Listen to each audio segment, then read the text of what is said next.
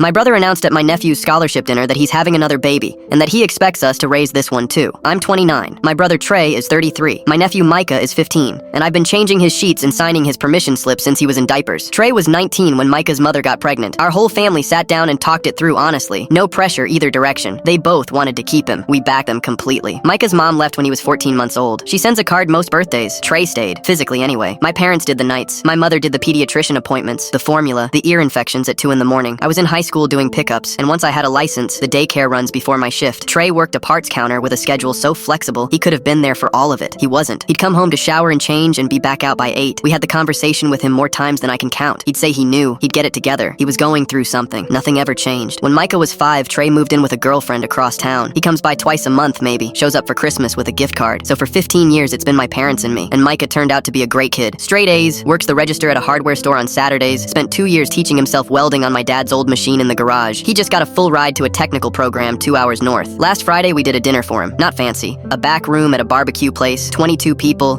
aunts and uncles and cousins, a sheet cake with his name on it. Trey came, brought his girlfriend. We were halfway through eating. My dad had just finished telling everyone about the scholarship letter. When Trey stood up and clinked his glass, he announced they're expecting, due in February. The room did that thing where people clap a half second too late. Then he kept going. He said the timing's rough because they're both slammed right now. Then he said how lucky they are that mom and dad are so good with grandkids, and that since raising Micah brought us all so much joy, this one will be even easier. He said it like he was doing them a favor. My mother put her fork down. My dad looked at his plate and didn't move. Mom cut him off mid-sentence. She said very calmly, in front of everybody, that they would not be raising this child. No crib, no daycare, no overnights. Trey lost it. He said we were heartless. He said we were treating his baby like it was garbage before it was even born. He started in about family and obligation, and how you don't abandon your own blood. Mom said he was the one who abandoned his blood 15 years ago, and that she'd been picking up his slack ever since. I jumped in because my dad still hadn't said a word. I told Trey that mom is 62 and dad's 64, that dad had a stent put in 2 years ago, and that they are not raising a newborn. I said he's 33 years old and he needs to pick. Either be an actual father this time,